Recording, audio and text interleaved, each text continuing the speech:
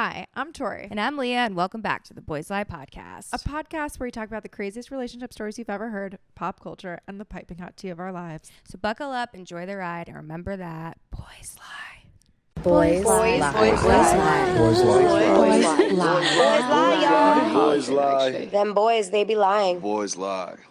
Hi. Hey. Wow. Nice to see you again. I didn't butcher it this week. Yeah, you didn't. I'm so proud of myself. Maybe it's because you just like, when you don't do it for a second, you just need to, it's like second nature. Really? Because we were back to back for weeks of recording and Yeah, I was I know. still fucking It's it okay. up. I'm just trying to make you feel better. Thanks. I appreciate it. Well, the backyard looks great. If you guys can see, we're still sitting in Tori's house. It's lovely here. Interruptions brought to you by my people who are working outside. Yeah. And doing a great job. They're doing great, sweeties. I also decided I've been like filming in and out of content having to do with the house renovation. So I will show you guys when I'm done and like where I was able to cut corners. Cause I feel like I wish that I had that. Yeah. And if you hear a saw in the background, that's because there is, in fact. I can't hear it in my headphones. I can hear it in mine. Oh. Or maybe it's yes. I don't know. If you guys can hear it, so sorry. Just deal with it. It'll get better. It will We get love better. you. Thank you for listening. Okay. Should we jump into story time? Yeah. If you have a story you'd like to share on the Boys Lie podcast, please share via boyslieofficial.com. And if your story gets selected to be read on this podcast, you win a free sweatsuit. I've been always lately I've been looking to Leah to see if she'll like finish it. Sorry, I just don't want to steal your line. Well, no, because sometimes you like mock me, and then sometimes I'm like, I don't know what she's gonna do. I know. So now And then lately, last podcast I felt bad, so I'm I've not been gonna like do that anymore. paranoid and like been checking to be like, is she making fun of me? No. I'm not. I'm never gonna do that again. Okay. I promise. I felt bad. I was watching. I was like, I look like an asshole. Like, what the? I was just joking, obviously, but like, I was like, I look like a huge bitch. You are. I No know. kidding. And I was. I take full accountability. Okay. Should I go first this time? Sure. I had a childhood best friend, a boy I met through a religious community that held monthly gatherings. From the very beginning, we were inseparable. I mean that literally our parents sometimes had to pull us apart, and we would cry when they did. Every gathering for years, it was just us. When I was about 12, I had to stop going for a couple of years because my dad got sick. When things finally got better and we returned, I remember scanning the room, excited to see him again. I thought we'd pick up right where we left off, maybe even be closer now that we're older. But he avoided me completely. He didn't even say hello, and I was crushed. I sat alone through the entire event, and honestly, through many after that. It didn't make sense to me because we'd always been so close. Okay, so I wonder what a religious event this is. I'm assuming church. Honestly, It kind of sounds... a part of me is also like, if it is some sort of religious thing, like if you're trying to get your beliefs in God or like file your complaints or the things that you wish that you need help with, Yeah. it doesn't really need attention from other people. I know. Maybe it sounds like it's probably like her first crush. And she's like, I can't wait to see him again. No, it's But cute. I agree. It's really I do cute. agree with you.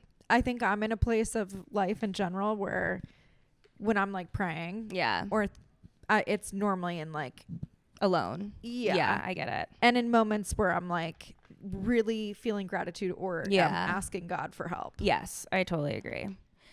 Okay, so he's like kind of ignoring her now, doesn't even say hello. Around that same time, I ended up moving to the same town as him, completely by coincidence, but that didn't change anything. We stopped existing in each other's lives. Years passed, and out of nowhere, we reconnected through a mutual friend.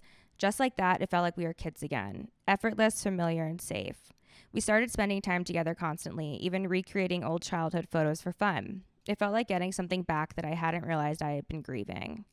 At some point, he had told me why he had cut me off all those years ago. He said that he had been in love with me and didn't know how to face me.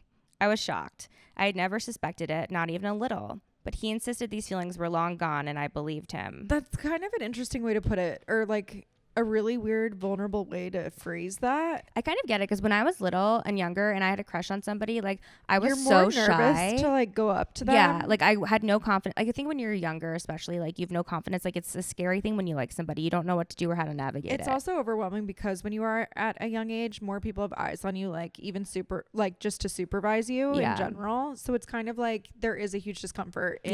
Especially I'm assuming in a religious setting that would be 100% feel awkward. I agree. For a while, everything felt normal again until I started noticing something was off. One by one, he seemed to lose all of his friends. When I asked about it, he would brush it off with things like, they didn't benefit me, or That's a huge red flag. I don't really see people as friends. I see them as opportunities. That's an even worse, bigger red flag. You're what sounds like a monster. He even told me casually that he knew how to manipulate people and that it was textbook. I should have paid more attention to that. Not long after, I went on a girls' spring break trip to Florida. We're about to have one of those. Yeah, can't wait. We were on FaceTime. Spring break, guys. It's going to go crazy. It's going to be so relaxing. We were on FaceTime one night on her spring break, and he started talking in a way that he never had before, about other women, about desire, about all the things that felt completely out of place. It caught me off guard, and around that time, I had started to develop feelings for him, though I hadn't said anything about it. Maybe that's why I didn't shut it down the way I should have. Maybe I was jealous, or maybe I just didn't know how to handle it. But he somehow convinced me to let him try things with me. I can't get into too much detail, but he was too religious to lose his V card, so you can put the pieces together. Okay, so I'm assuming he's like, give me head or something, like, or let's hump, let's dry. What's a dry hump? Dry grind? What is it called? Dry hump. No, you're right. I mean, like, whatever. I think that everyone in a certain year or age level you gets experiment. Horny. Yeah. It's just human nature. Yeah. I just don't know. I don't know how old she is here yet. 'Cause she didn't say it, but she's on a spring break trip. So I'm assuming she's like 18. She at least has to be like in high school, I'm assuming. Yeah. I don't know. Or older. We'll see. Somehow the conversation crossed a line that I wasn't ready for. Even over the phone, it felt like it was too much. But I went along with it in the moment. But almost immediately I regretted it. I panicked. I felt completely out of my depth. I'd been so sheltered, so inexperienced, and then suddenly I was in something that I didn't understand. Also, you're not out of your depth. That's like a huge change of conversation and shift. And it's like an experience that you're learning and adapting to life in. Like, that's not... And like, also, there's no reason...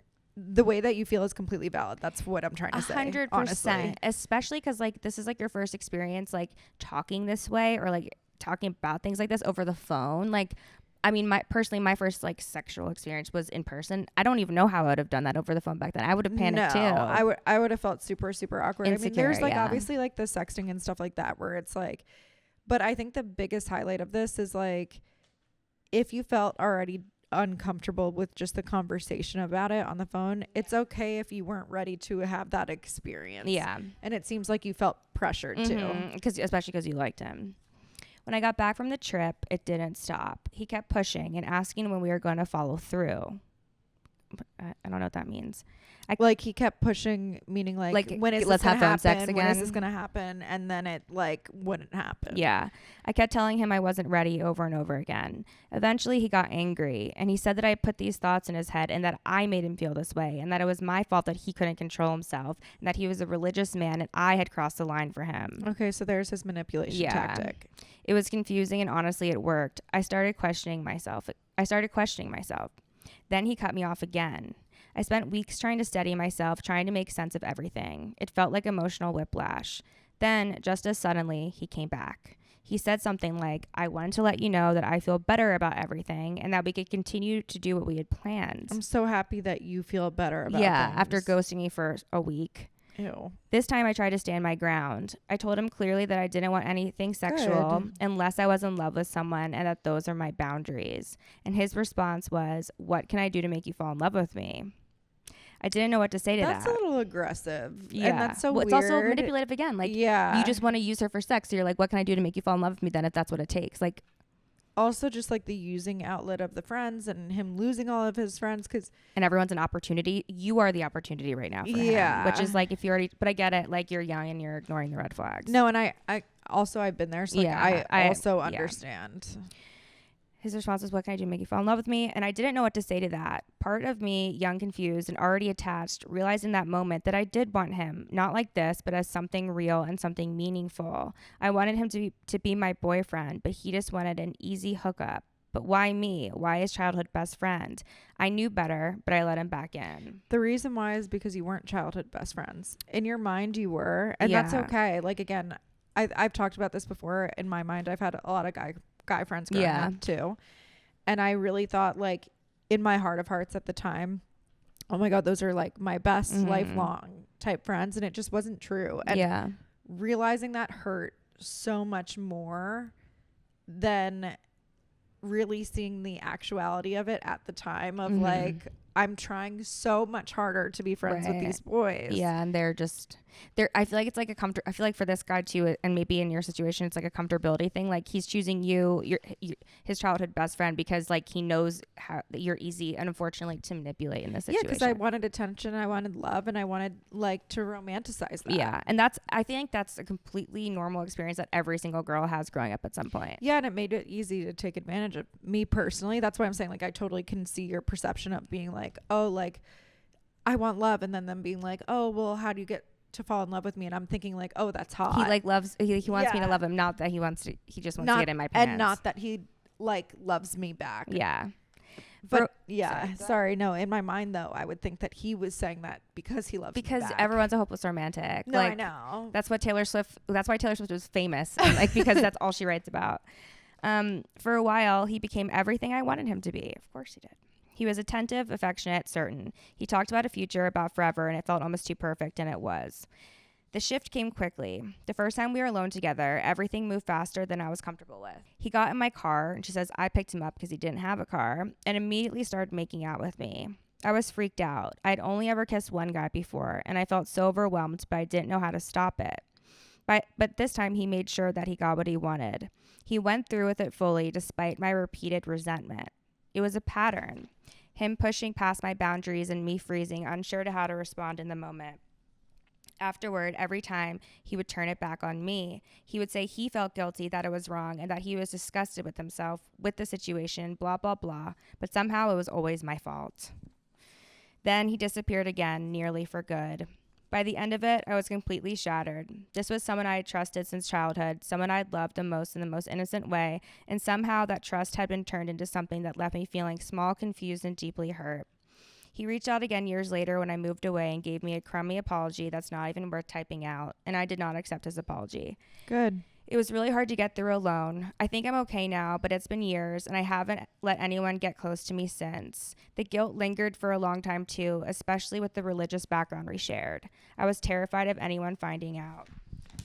Honestly, like, you have no reason to feel guilty. No reason. And this is none of this is your fault, and I know that that's, like, easier probably for you to, like, be like, oh, yeah, that's easy for me to hear, but like not feel genuinely. This happens more than it doesn't, and I think that like there's other religious girls that have done this too, and like felt the same guilt that you're feeling. So many. And don't be scared to be yourself either. No.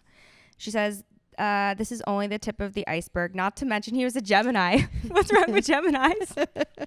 Love you guys. Thank you for making boys lie. Aww. That was really sweet. I feel like it's like so crazy when you're so young and innocent and you get taken advantage of and like kind of pressured into doing something that you don't want to do. And like, it's hard to stand up for yourself in those moments, especially if you are reserved and like shy. And it's just like really like a solitary feeling when you're like trying to stand up for yourself and then you feel like you're in the wrong for doing that. Yeah.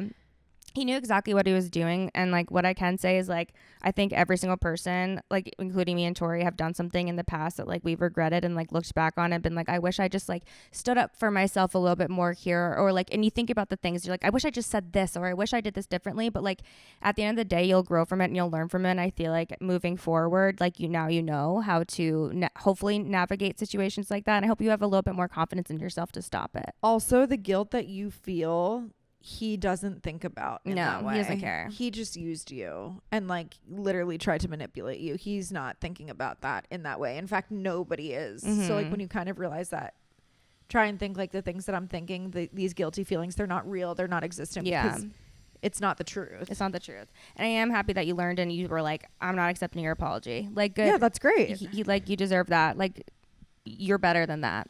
1000%. And you're going to be okay. Okay, guys, this is an interesting story. This is actually about Diplo. Yeah. So, and it's actually real because we have some screenshots which we will insert. Brace. It's allegedly real. Alleged. But the screenshots are allegedly also real. But brace yourself. Okay. I was with my ex-husband for 12 years, married for 4.5. He was a local DJ who idolized Diplo. I supported us financially. Is this Amanda Petula? I'm just kidding. I'm kidding. It's not, by the way. Don't worry.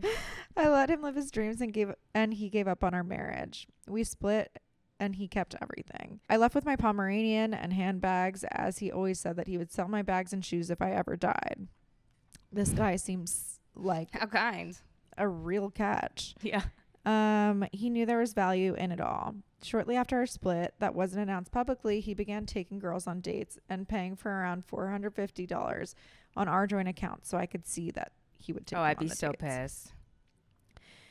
Buying this 20-something-year-old jewelry. He's 37 and I'm 33. Mind you, he never ever bought me anything. And I think she also said she was financially supporting them. So that's like kind of. I'd be fucking furious. Yeah.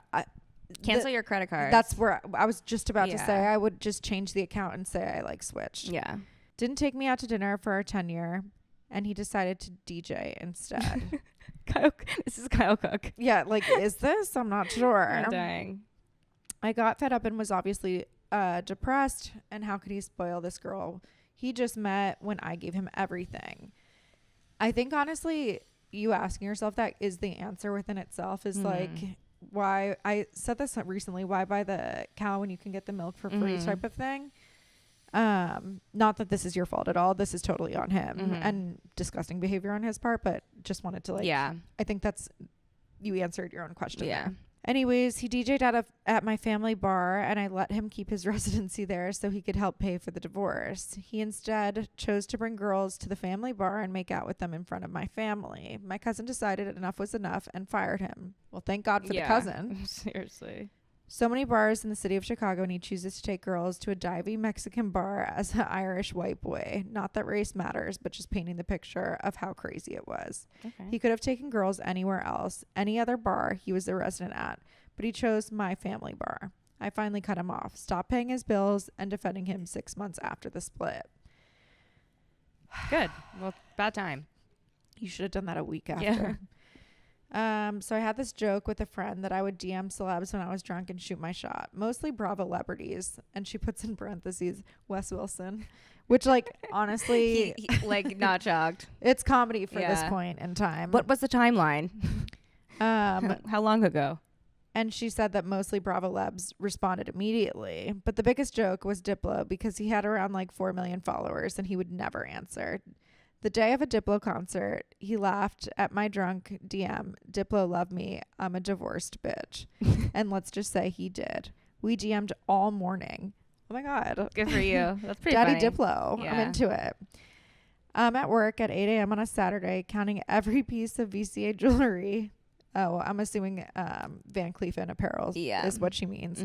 In our vault, and Diplo's asking to come to the store for VIP treatment. I love That's really funny. Honestly, can we do a trade? My manager, the coolest manager in the world, older lady, was like, you have to go. Yeah, 100%. That's like an opportunity that you just don't miss out on. Also, like, just for the plot. Love that. And I hope he did come into the store, and I hope you got bomb commission from that. Same. I take a late lunch, have a time and a half at the Four Seasons, head back to work and clock in, and Diplo messages again and asks for my name to be a VIP at his show. We go, we have a time, and my ex-husband finds out eventually because a close mutual friend told him, and he legitimately started crying. He said he couldn't believe I would go for his hero. How could I do this to him? His hero. His hero is crazy. My hero, my Shayla. Also, like, by the way, Diplo, I absolutely love and admire you, and I think you're a great guy all around. Like, there are also so many women and men who do admire and love you. But of all the people to be, like, inspired by or look up to so much, the fact that her husband is Diplo. I mean, there's always got to be a hero for somebody out there, you know? Like, Diplo's somebody's hero. That's all that matters. And what other DJs could, like, I guess, like, if you, I mean, I'm obviously not a DJ, but, like, what other DJs would people look up to as, like, aspiring DJ? Like, I think Fred again is, like, a great one. Yeah, he's on a, yeah. What about, like, maybe Avicii? Avicii's dead. But still, Cascade. Who's big? I don't know. What? Cascade with a K. Oh, yeah. I forgot about Cascade. Galantis. Martin Garrix? Warren Garrix. Yeah, he's big. John Summit is. Yeah, John Summit's big right now too. Who's the other one? Oh. Who's the guy who went to Boulder? The Chainsmokers? No. Didn't they go to Boulder? No. They just have a song about roommate back in Boulder. Who's the freaking DJ? Disco Lines. Oh. Yeah, Disco Lines. Oh, good for Disco Lines. Yeah. Okay. Anyways, so the ex-husband starts crying. He said that he couldn't believe I'd go for his hero. And how could I do this to him? How could he do this to you? He was literally using your money to buy girls drinks and showing up to your family bar. And by the way, you did this as a joke, just anticipating nothing out of it. And look what you got out of it. Yeah, you deserve to go fuck his hero. Yeah, lit over and over and over again. And you deserve for him to buy you so much jewelry from Van Cleef Apparel and for himself. Yeah, give you a fat commission check. It's probably one of my biggest accomplishments. Included a pic of myself from that night of the concert. She didn't include a picture of herself, but she did include the screenshots if you want to read them. Oh, they're great. Oh, he sent a voice note. Yeah, I wish we could hear it. Maybe I'll follow up and ask her if she can send it to me. We won't play it on here because I don't think that's kosher. Okay. But she goes, I can be there in 7 minutes ish, or I'm off at 5:30. And he goes, okay, I'm going to the lobby. Come to the lobby. It's on the 7th floor. And she goes, it's fucking freezing, but I'm on my way. And he goes, okay. She goes, come down. He goes, I'm in the elevator. And then send a voice note. Yeah. And she came with her friends that night. And then, oh my God, this one I think is my favorite. Mm-hmm. He goes, I'm driving to the Four Seasons Hotel, should be there in 45 minutes. And then he follows up with this. Men have so much confidence. Come make your ex rethink his whole existence. Title of the episode. Come make your ex rethink. And it worked. That line worked. Men, take notes. Yeah, I mean, if you're Diplo, you can say that. Yeah, you can say whatever you want. If you're your average folk, like this girl's ex-husband, you can't say that. Come make your ex rethink his entire existence. And he did. So her ex cried. So yeah, and like the fact that you were depressed, this probably brought you like to a whole new level of heights of like love. And also like Diplo doesn't discriminate. So like, yeah, he's fantastic. She was like, my husband is a loser DJ. I'm going to go for his favorite one and fuck the best DJ I find in my area. Obsessed. And she did. Honestly, like now you have big like goals to fulfill. Like you kind of did it all already. Oh, another big DJ is Alesso. Oh yeah, Alesso. Who are some other ones? Marshmello. Skrillex. Did you already say that? No, but that's a good one too. There are some solid, Mads. Who else is a DJ now? Sam Blackie. I don't know who she is. I'll show you later. Okay. Girl DJs are cute though. I love a girl DJ. Yeah, same. Wasn't Ruby Rose a DJ for a little bit? I feel like everyone always tries to be a DJ at some point. It sounds fun. It does sound fun. What's going on with you? Any pressing topics you want to discuss? Oh yeah, I have some funny ones. So I do too. It was just Passover and we had, Michael's side of his family, the Seders. So we did Seders for 2 nights. Yeah. It was kind of crazy. And then on Friday, Leah actually came with me to Shabbat. Yeah, it was my first ever Shabbat. It was lovely. I had a great time. Kevin. I hope he enjoyed it too. He did. We were laughing about it. I think like he is different than I am. Like I love to like meet new people and like converse. And like I think he's a little bit more like reserved and I understand that. So like, and he was also like at the end of the table with like 2 girls who like, I feel like if I maybe switched seats with him, he would have like felt more in the mix. But the Shabbat table, it was amazing. The host of, sorry guys, it's Otis. The host of the Shabbat was fantastic. Mm-hmm. 10 out of 10 host and really entertaining. And he asked this question and was just like, hey, everyone kind of like sitting at this table. And it must have been like a table of what, like 12, 13, 14 people? Yeah, I'd say that. Somewhere. It was a big table. All couples mainly. Mm-hmm. And he's like, describe a point in your life where it was a monumental moment and you had a lot of change, mm-hmm. but it like reshaped the way you think. Yeah. Forever. And everyone starts going around the table. And by the way, like when we had walked in, there was a comedian there who was she's like on the up and she's kind of well known. And I've seen Michael, my husband, her biggest fan. I'm getting there. Like look at her account and send me things from her account. And it's so funny because when I look at my husband's content versus the content that I consume, couldn't same. Stratospherically different. Same. Like even the stuff that he laughs at, I'm just like, no, same. Kevin's is like woodworking videos and like car stuff. like Michael ranges from like car stuff to like really weird like men shit that I'm like, you're like, okay. I'm like gross. Yeah, like when Kevin sends me videos on Instagram, if I ever do check my DMs, I'm like, why do you like? I don't get it. Like it's very like male power Yeah. stuff, which is kind of funny because it was like our brand. I'm like so the opposite in that way, but I think that's why we work. Mm-hmm. And anyways, this when she came in, I was like, oh god. I did not recognize her. Okay, I did. I didn't. But I just had no idea because who I she had was. seen the videos that Michael had been sending me, and I was just like, you Yeah. know, and it was fine. And Right. so, anyways. She goes to stand up and she's like, hey, like I quit my job. I have this, I'm becoming a comedian and like I'm specific to politics on the Republican side, if anyone's kind of guessing who this is.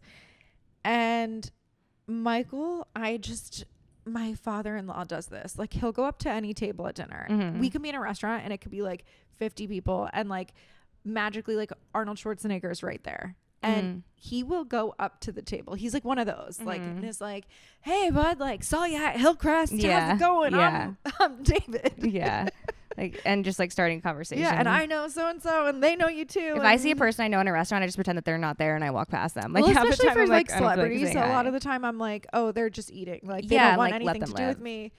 But like David's just such a specific character, and I love him for it. It's just like he is so like Larry David, and Michael just had his like Larry David moment, and he was like, "Oh my god, I only follow 1,000 people." He's like, "I only follow like 1,000 people," That's and so funny. I follow And you're you, one of them. and you're one of them.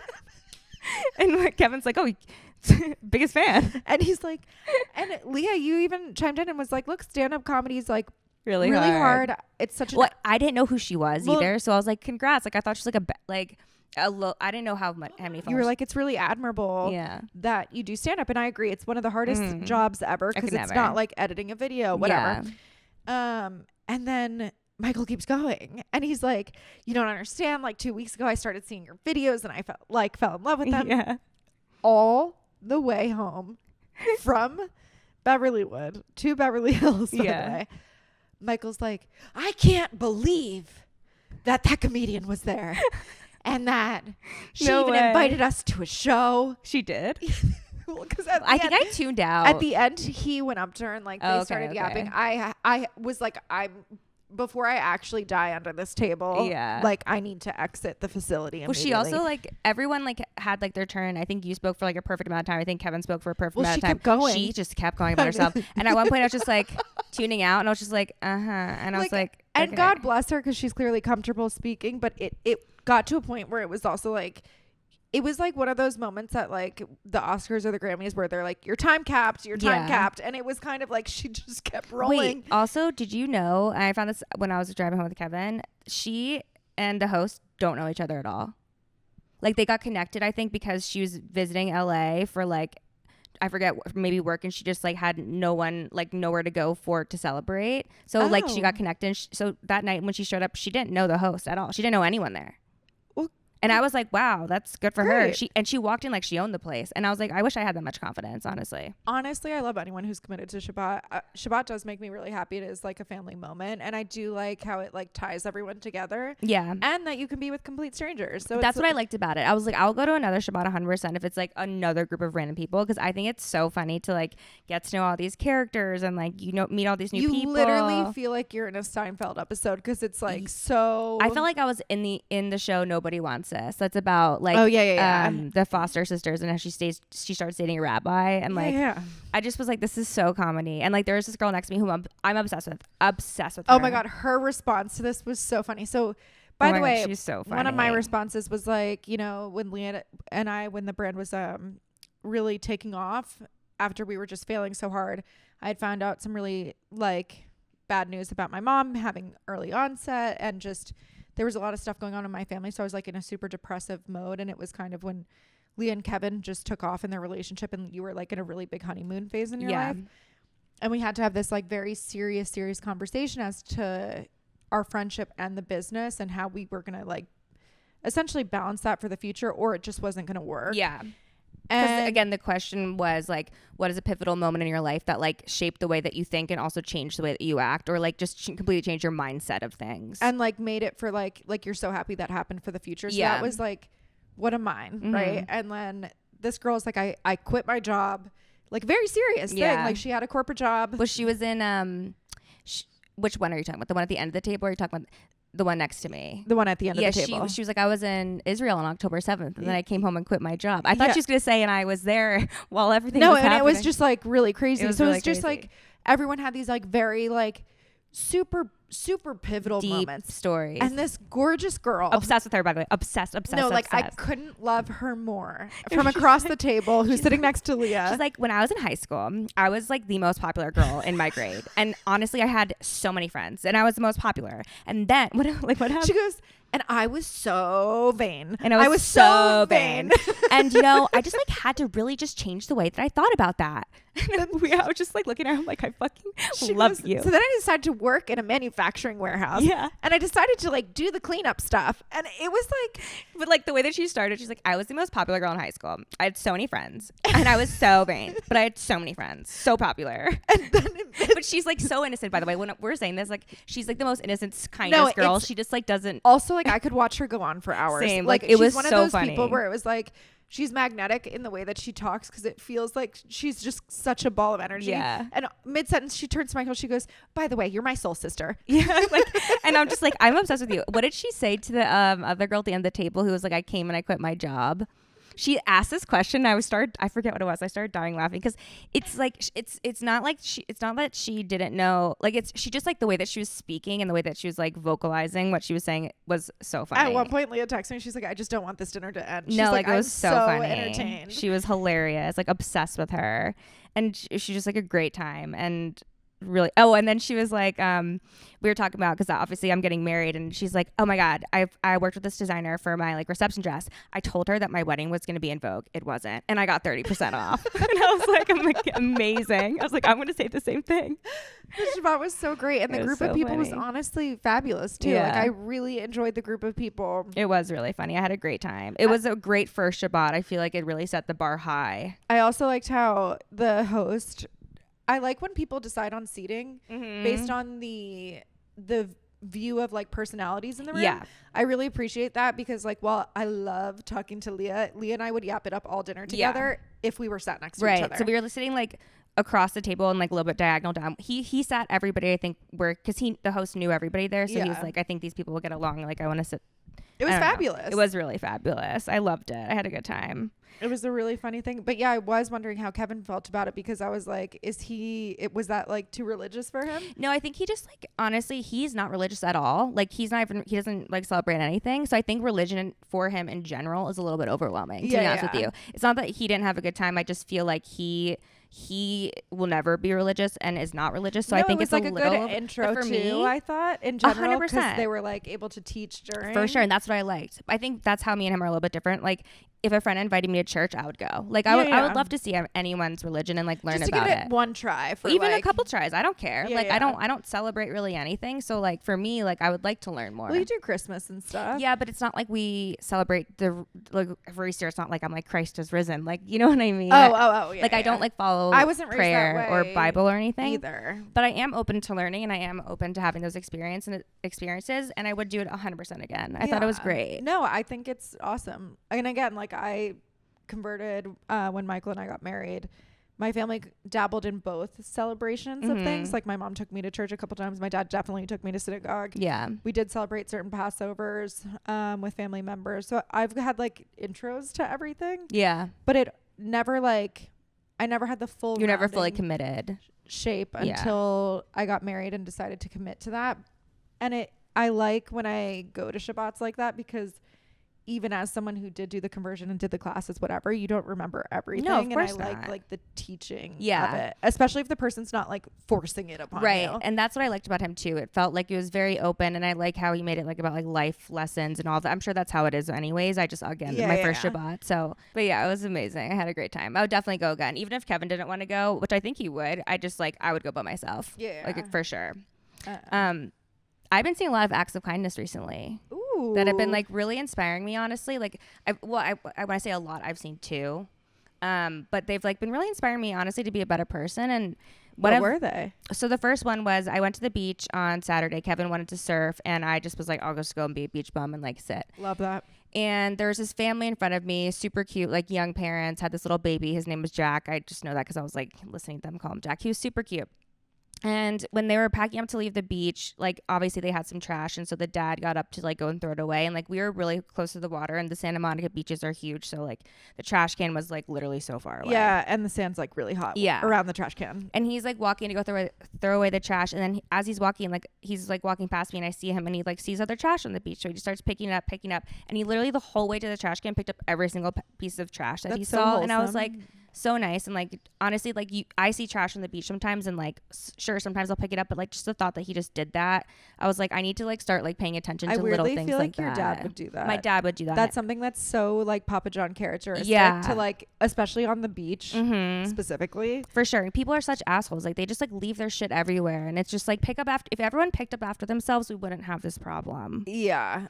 And then the other one, I was at the grocery store the other day, I think it was a couple days ago, and I was in line, and there was a man in there, and like I don't want to say like he like looked homeless, but he like looked a little bit he was struggling. Out of place. He was struggling, and he was like looking around a little bit weird and kind of standing there, and I was in line about to check out. There's one person in front of me, and there was a man behind me, and the man who was behind me was like an old Italian like dad, and he just seemed like a mafia guy. I'm just trying to paint the picture. Yeah. And the guy, the man who I was talking about before, like who is homeless, was like standing next to him, like at the fridge, like looking at something. And I could tell like the dad was paying attention to him. He's like, do you need help with anything, man? And the guy was like, he's like, do you have $1? I don't have enough money. I just want to get this Sprite. And the guy was like, no problem, man. I got you. Like, I'll pay for it. Get in line. And like put him in front of his cart, so he was behind me. Then he ended up buying like whatever he wanted, but all he wanted was smart what is like the popcorn, the cheddar pop, smarts, whatever. Yeah, the smart food popcorn. Smart food, a Sprite, and Reese's, and the man just paid for him. And I was like, that's so sweet. Like honestly, instead of like looking around and being like, I mean, not everybody is gonna be a kind person, but like, and you have to be careful about who you're gonna like interact with, but like that also inspired me to just like such a kind act to just like offer to pay for somebody. I think it's also just like a minor kind act. It's such a small thing, but I'm saying it makes such a big difference in the world. And I think that even can happen with you even just like smiling at the person who's checking you out and being like, how was your day today? Yeah, like 100%. Sometimes, whoa, I just scratched myself. Sometimes when you ask even just like everything. A waiter how their day is going, once they come up to order your food, they'll say literally thank you for asking. Yeah, 100%. And then when he was in line, I did look down though at his pocket, and he had like 25 Slim Jims stuffed in his pocket. And I was like, honestly, fuck it, do you? Yeah, like fuck the patriarchy. Like who cares? Steal those Slim Jims. No, seriously, fuck the patriarchy at this point in time. It's like actually so crazy. But I was just like laughing. I'm like, I would do the same thing, honestly, if I needed to. But yeah, it inspired me. So I'm gonna try and do like little things if I can, if I see it, if I have a moment. That's good. Did I talk on the podcast about the birthday party I was at for the baby yet? No. Oh my God. Sorry, I thought you were talking about the one where you had to sit in the shade and No. So I went to our friend's it was the baby's first birthday. It was gorgeous, by the way. The birthday party couldn't be more stunning. They had their whole outdoor area set up. It was like beyond beautiful. Uh-huh. And one of the women I was bumped into, who I've seen a bunch at like any of their family hosted events, we were talking, and she was just like, oh, like, I'm so excited for you. She has 3 kids, by the way. Mm-hmm. And she's like, I've been really getting into meditation and all these things. And I had let her know that I wasn't breastfeeding when she had asked. And she's like, why do people ask? Like, it's really weird that people are asking. I think people just, is it a normal thing to ask? I don't know. Like, I think I feel it's normalized. Like, I think that when you're a mom or a new mom coming in, you ask random questions because it's also just like a relatable subject, maybe. Yeah, and it's also just like, it's kind of now, I think women are more into sharing. Some women oversharing, which I'll get to in a second, but I think so many more women are into sharing experiences now, and I think in the past it wasn't like that. Like, I even think that about like sex ed when we were growing up. Like, it was very like not realistic. Right. To talk about. Everything was more like you keep it to yourself as a woman. Or it was like so extreme that it was awkward and uncomfortable. Yeah. So I do appreciate having these conversations more and more that I think about it, and I am grateful for them. However, this one in particular, like, kind of stuck with me in the weirdest way. And she was talking to me about breastfeeding, and I hope the listeners who have breastfed, you guys can chime in here or DM me or something. But she was like, you know, when you breastfeed, the best part about it is like there's a release to it, and it's the same as when a guy comes. Ew, what? Okay, wait, sorry. I feel like that's completely inappropriate considering we were talking about a child sucking on your nipple. Well, I don't know. She was more so talking about like the act of the release of the milk. But she's comparing it to a male's men like an orgasm. Like I didn't get the vibe of it being like a pedophile thing as much as no, I was like, more so like why are you relating to something like sexual? Shocked in regard to her being like, because most of the women that I know who are going through the breastfeeding experience right now, they're actually like really struggling, and like it's really hard. And I know that like you either go through a process too early on where a lot of women who have C-sections, they struggle to even get milk right away, and they have to supplement a little bit.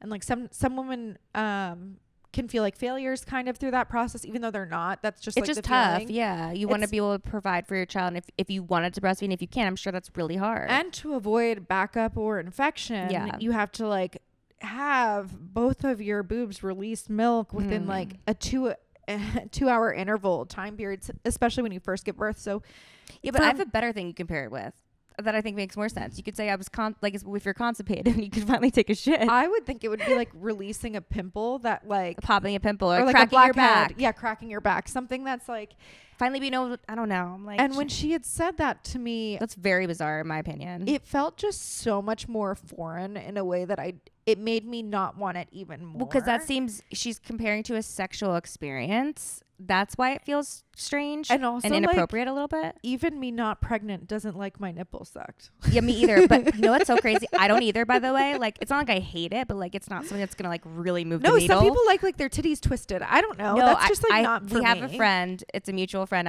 I'll tell you who it is after. When I was on a bachelorette trip in Miami, we were talking about like nipples and boob jobs and stuff, and she was like, I can literally have an orgasm just from getting my nipple licked. And I'm like, wow, that's insane. I'm so jealous. And I'm thinking like, wait, what is gonna happen when she's breastfeeding? Maybe it'll feel she just had a baby. Maybe that experience will feel like a release for her too. Yeah, I'm sure it will. For me, it's like weird. It was such a, again, foreign or interesting concept for me to hear and be like, oh, right. Yeah, like totally relatable. And also like it made me not want to even more. Well, so I'm just like standing there, and she's like, and now I feel like it's like meditative. Ew. But also as a woman, like to compare it to something that's like happens to a dude, I feel like it doesn't make sense because she doesn't know firsthand what that feels like. I mean, I don't know. Just I just don't like how it's a sexual thing, even though it's not. Like it was just such a weird way to describe thing, and I don't know if she was like nervous having conversation or whatever it was. So incoming like, breastfeeding for the feels like the male orgasm. Like such a release. But I was so shocked by that. It definitely took me back. Yeah, that would take me back too. And then I also had a really weird experience. Which did we talk about the wine situation? Yes. Okay. Yeah, we did in the second to last episode. Okay. I didn't remember. Yeah, we did. The alcoholic thing. Yeah, that was really funny. But yeah, I don't know. I just thought that was bizarre, and it kind of left me leaving that baby shower so confused. Why that would be the way that she would describe that to me. Yeah, I find why that strange. I would find that to be like, ooh, let me go try it. Like now I really want to breastfeed. Like you've convinced me. Yeah. Was she trying to convince you?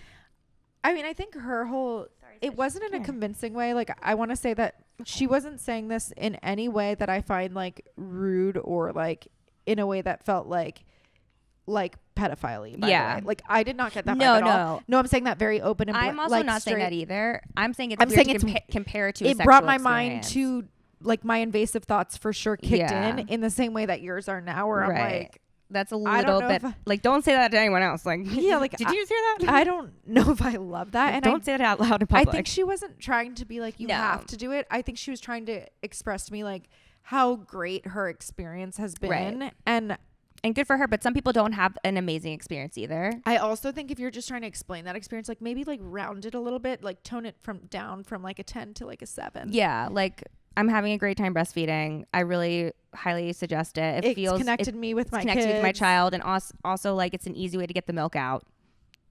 When it hurts. Right. I don't know. I don't know either. Jesus Christ. But yeah, that was a very interesting and crazy experience to add to just, I know I've been talking about different experiences I've had with women who have like their own opinions on pregnancy. The moms or like soon to be moms or like honestly from what I've seen online, like so fucking judgy.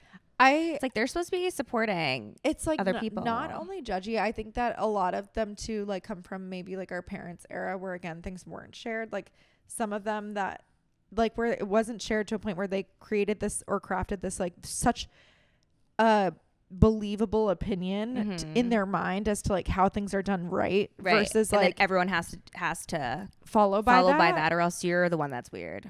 When I feel like our generation has expressed so many like a plethora of just experiences that none of them are the same. It's also like the internet culture too, because like now everyone online gets on there and like shares super their fucking shares, opinion like about anything and everything, and then everyone then feels the need to chime in and share their opinion. And it's just like the people that bother me most are like the people that are like, you're doing that wrong versus you're doing that right. Like I don't like that. That's totally not for me. Don't even get me started. There's no right way to parent. Like if there was, there'd be a fucking book that like everyone followed. Like everyone's experience is gonna be different. You're allowed to do whatever you want that you feel is best for you and baby. So if like your kid's who cares? happy and healthy, literally to me that's all that matters. Right. But people will still be able to like feel the need to insert their opinions here and there, and it's just like that's gotta tune it crazy out. But it is really insane. I feel like I'm never going to be giving my opinion on how to parent or be a parent unless it's asked. Yeah, unless if you're asking for advice, you mean. I think that yes, unless I'm asking or if someone's asking me if one day when I am a parent. But I do think you will start sharing experiences, not online, like how people like make it their whole entire branding. But I think that when you start talking to other women too, when that time does come, you are sharing experiences of like, how are you feeling today? Ugh, like for sure. But I think sharing experiences is also different than like inserting your opinion on what you think should do, you know? And again, she wasn't like matter of fact about it. She was just being weird about it. It was just weird. Yeah, it is fucking And bizarre. I was just like, I don't know if I needed to hear that information. Yeah. Like, could you have come up with another description? Like, some type of release is enough. You know, you don't have to compare it to the male orgasm, Susie, whatever her name is. Yeah, but that's kind of where I left off with that. And I thought that was just an interesting hot take. So anyone breastfeeding out there who has any... chime in with your comments and your opinions. Yeah, if you felt the same way, let me know because I was a little bit surprised. Yeah. All right. Well, I feel like we're at like 50. I feel like we're good. All right. Because I want to save some topics too for like the next one because I only have a few left. Okay. Well, we love you guys. If you guys did see our bonus episode come out and then delete it, just don't ask questions. That's all. By the way, because I did have somebody DM me about it. It is what it is. You did? Yeah, it's fine. Oof. It's fine. Just don't ask questions. We won't do that again. But love ya. Love you like a love song. I can't speak. Love you like a love song. Okay. Buckle up. Enjoy the ride. And remember that. Boys lie. Boys lie. Boys lie. Boys lie, y'all. Boys lie. Them boys, they be lying. Boys lie.